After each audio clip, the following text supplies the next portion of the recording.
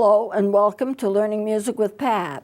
I have shown you various rhythm patterns and I'm going to go over them just a little bit this morning, and then after that we're going to just review how you hold the instrument, how you play the instrument, and start playing some music.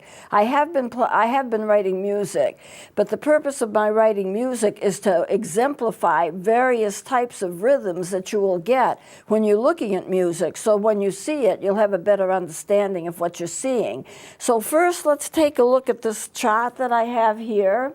And this is a chart just with rhythm patterns. And you'll notice it's dotted quarter followed by an eighth. I put it down twice. And then on this one, it's the dotted eighth and 16th, which you see very, very frequently in music. And these would be the triplets. Now, sometimes the triplets have a little curve over them and a 3 above that. It doesn't matter. They're still triplets. And then on this, I have an eighth followed by 2/16ths, and then 2/16ths followed by an eighth. And this little mark here is called a hold or a tie. You can call it either one, and these are repeat marks. Now, what I didn't put down was the DS Alfine, but I'll show it to you when we get to it, and the DC Al Capo, I'll show that to you when we get to it. So at any rate, these are the basic rhythm patterns, and I'm going to play them just on one note, so you'll see. For the dotted quarter and eighth, it's like this. And you would count it 1, 2, and 1, 2, and. That dot is half of another quarter note, leaving, I mean, it's actually an eighth attached to the quarter note. That's what that dot means. And then that's followed by the other eighth. And so that is the equivalent of 2 beats when you get it all together. And on this, the dotted eighth and 16th, that's 1 beat, even though it's 2 notes in the way that it's marked with the flags in the stem. It's still 1 beat, so that gives you kind of that hop along kind of rhythm. And then when you get down here, these are just triplets, and that's 3 notes to a beat. And I just played 4 beats of triplets, and this is the eighth followed by the 16th. And then the reverse, 2/16ths followed by the eighth.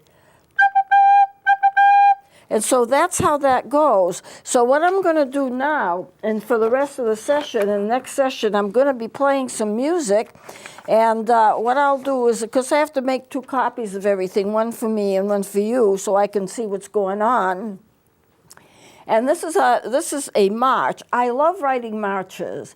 And my grandfather was a composer, and he had his own band, and he was a conductor, and he used to write marches. And so I guess it must come from him. I also like to write waltzes. Now, my purpose in writing is to teach from it. So it's not like I'm going to be a Chopin or do a lot of orchestral things, but I just want to write to teach what I'm trying to teach, to make it more visible to you, make it more understandable. So this is a march, and if we can just cut over here, I can see that from here, so you must be able to see it. And it's in 4/4 time, and it has 1 sharp, so it's in the key of G. And I need to remind you for just a second, when you pick up this instrument, you hold your left hand always on the top, not on the bottom. I've seen people try to reverse it. The right hand goes on the bottom, the left hand goes on top, and you have your fingers 3 on the left hand. Don't try to do anything with the pinky. It's not going to help you in any way. It's just going to be there. And then you do 1, 2, 3, and then if you need the lower C, that's where it is. So you use that. The thumb hole is covered in the back, except for certain notes. In fact, some of the higher notes here, you would kind of pull it down to half hole it. And so if you keep that in mind, and always remember you need to tongue your notes unless there's a slur mark or a tie. That means you go, so you put the instrument in your mouth, so it's about 1/3 of the way in, and your teeth would be on the top, and the lower lip covers the teeth so that you have that cushioning on the bottom. And then when you actually go to tongue a note, you bring your tongue up to the mouthpiece, and it's as if you're saying ta or ti or to, and so you get a distinct difference between the notes. Otherwise, if you don't tongue, you're going to get this. It's not going to be distinct, it's not going to sound good, and so you always have to be able to tongue your notes unless it's indicated that you don't tongue them. And if it's indicated that you don't tongue them, you would have a slur mark or a time mark or something like that. A lot of times when I'm playing marches or scales, I'll slur the first two and tongue the second two, like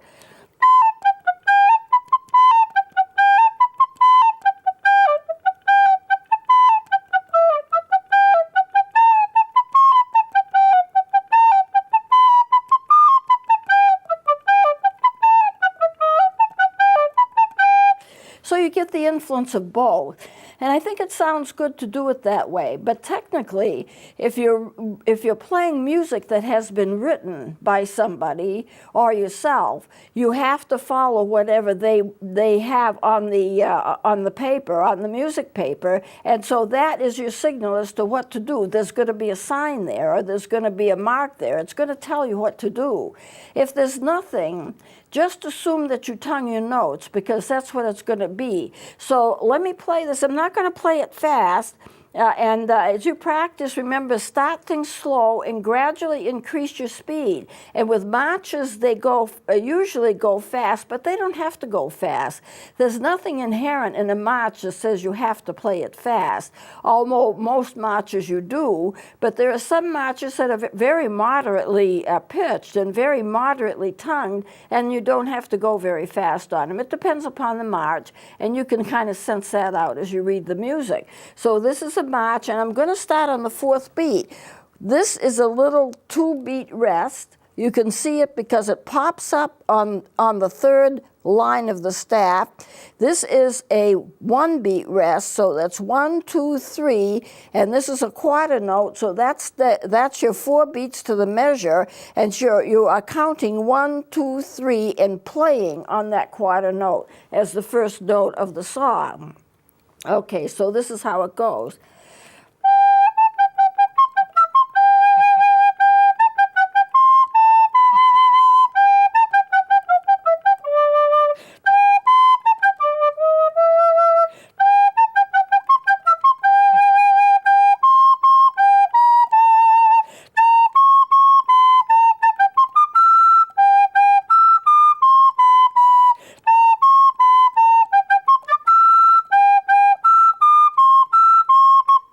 That's the whole thing. Now, some things I want to point out for you. That last note has got a dot on it. That's called a stinger. And you see it a lot in marches where that last note is just cut short. Now, it doesn't mean it goes any faster. The timing doesn't change. But it does mean that you cut that note off short, and it's like a staccato note. And that's the end of the song. You'll notice these 2 lines here. A thicker line means that's the end of the song. And everything here is quarter and eighth notes or a dotted half. Your quarter note, the way that you count it, this would be 4, 1 and 2 and 3 and 4 and 1, 2, 3, 4. A dotted half is going to be 3 beats. The reason that you know that is that a half note is 2 beats, usually. And this is the way I'm working on it with this, because this is 4/4 time. So a half note is going to be 2 beats. You put a dot beside it, and that gives you a half of the value of what the note preceding was. Half of the value of a half note is going to be 1 beat, because a half note is 2 beats. You take half of that, that's 1 beat. So you add that so that that note now becomes 3 beats because of that dot beside it. So that's not unusual timing at all. You see it a lot. And I've got it down in several places here. And you notice that I have that B flat. Now this is a flat because I've got the sign for the flat right in front of the note. That makes that note an accidental. It's an accidental because there is no flat in the key signature. If there was a flat in the key signature, then that you wouldn't have to write it in, although sometimes I write it in anyway, just as kind of a reminder of to myself of what to do. 1 and 2 and 3, 4. 1, 2, 3, 4, 1, 2, 3, 4, shortened with that dot. So this is a fairly interesting, but also a fairly simple kind of music to start off on. You know how to finger your G. Remember when we first started so many, many moons ago? B, A, G, F, E, D. Now there is a sharp, the F sharp, which is in the key signature, which is right here. That's the key signature for F sharp. And so when you get to an F, you automatically sharpen it even though it's not marked. And it doesn't have to be marked like right here. It doesn't have to be marked because it's already in the key signature. If it wasn't in the key signature, I could write this march in the key of C. No sharps, no flats. And then every time I got to an F sharp, every time I got to an F, if I wanted to sharp it, put in that sharp signature, that sharp symbol, and I have one right here for this D. It looks like a kind of tic-tac-toe thing, and then that note would be an accidental. But if I'm going to be repeatedly sharpening that F, why not put it in the key signature? Remember what the key signature is, and I don't have to keep making that mark every time that I come to it. I don't have to do that because it's already in the key signature. So here's an F. There are other places. Here's an F. Now, I want that F to be natural here. I don't want it sharpened. So I put the natural sign in front of this F, and that becomes an accidental because I've changed it from what the key signature is. So that becomes a natural, and I play it naturally. But that only extends for that one measure. It doesn't go into another measure unless I have a hold. If I say, for example, put an F, and I put an F sharp in, supposing it didn't have any signature for an F sharp, so it was in the key of C. So I put an F sharp in, and I sharp this F. That would be an accidental. That goes for more than one measure as long as it's being held to another note, which is another F sharp in another measure.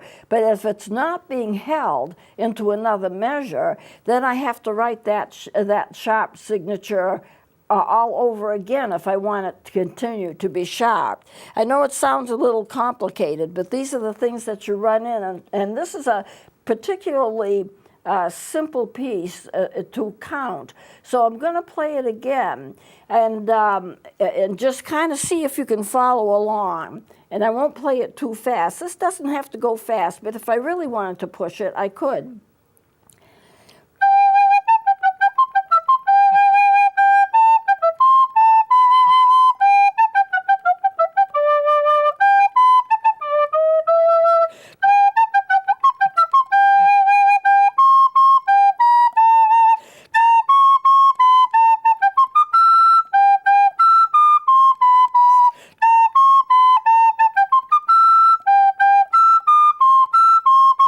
That's the whole thing.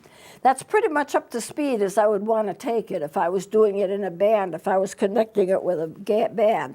Now, I wanted to mention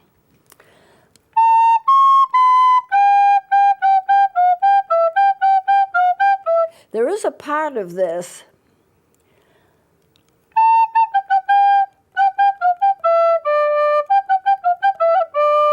in which I play a sequence like that. Here's your G, right here. My F sharp is this note right here. You skip this one and put this one down. This is your F sharp. And then you go back to the G, and then you play the F natural, and you go back to the G. So G, F sharp, G, F natural, G, F sharp, G, natural. Then lift this finger up and put that finger down, and you get an E.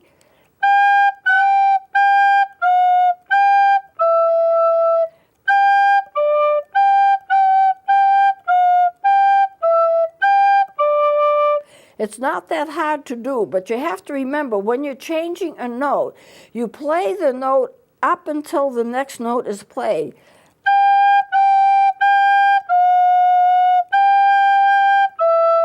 I have to hold this G until the other notes are ready to be played, until I've got my finger in place for it. Because if you don't, then it's going to be a sloshy mess. You just get a sloshy mess. You just have to remember that when your fingers go down, you hold the note up until the next note is played, and then you quickly lift a finger or put another finger down.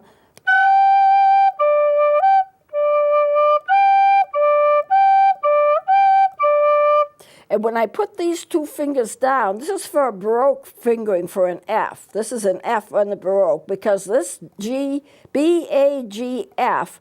And then for the Baroque, you skip this one and add one more finger. It makes it, the tone, it pitches a little better. What if I didn't use it?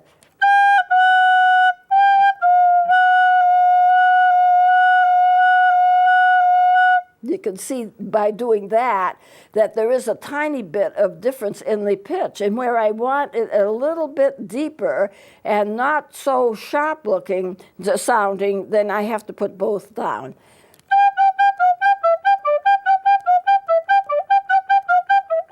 It makes a really good exercise if you want to have some exercises. And basically, when I write music, I write it to do exercises for the people who will be taking lessons with me. If you were here beside me, I would know exactly where you were in terms of your ability and in terms of your training. And I would be able to show you these things in a more complete fashion. But since we're doing this over television, you just kind of have to watch, and I have to guess what you might have some difficulties with. The F sharp normally is like this if you play it on an instrument that is not a Baroque instrument. That's the F sharp. And the F natural is normally this.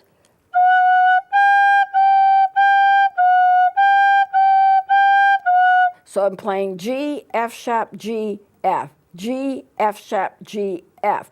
But because this is a Baroque instrument, when I play that F, I like to add that second finger, skip this, and add that second finger. And when I want to play the E, which I'm going to because it's going to be the next note, I have to put this finger down and this finger up at exactly the right time and the same time. Otherwise, I get the beginnings of another note that I don't even want.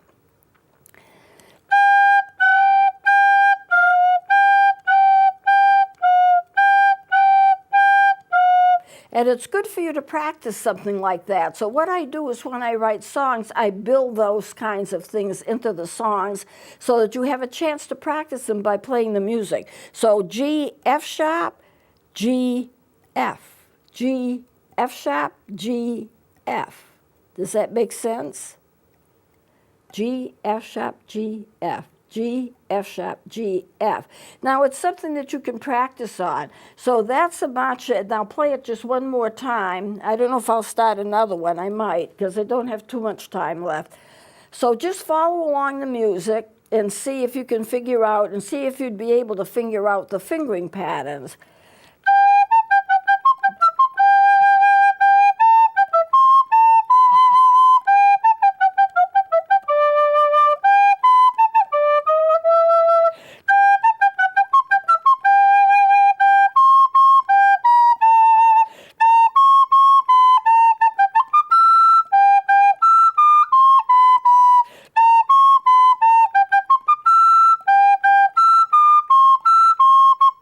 Now I have found out something interesting just as I fooled around. I think I have time to show you this.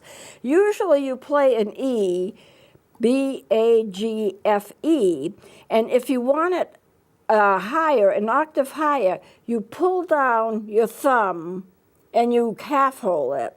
Now I found out if I'm playing a D, now if I'm playing a D in an alternate fingering, normally your D is just this one finger, that's it.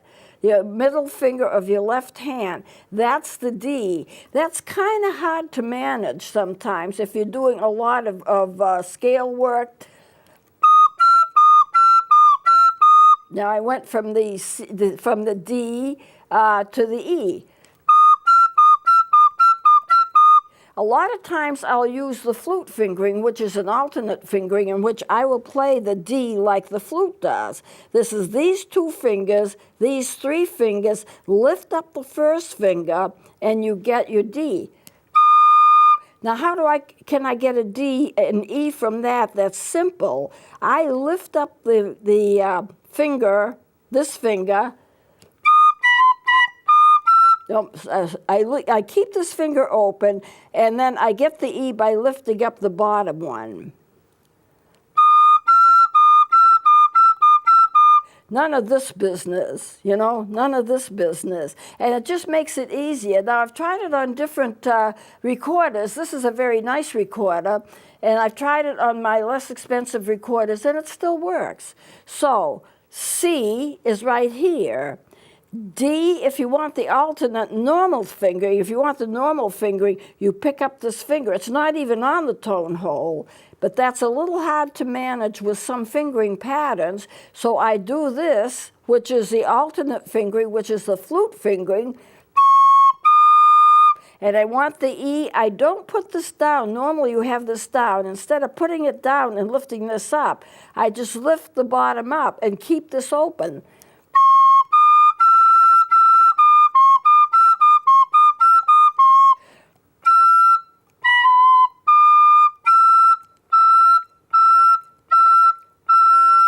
It's just easier that way. So I don't have much time left. I'm going to close it here, and I'm going on into another song next time. And we're just going to keep learning more about fingering and timing and songs as we go along. So I'll close it here. Please join me next time.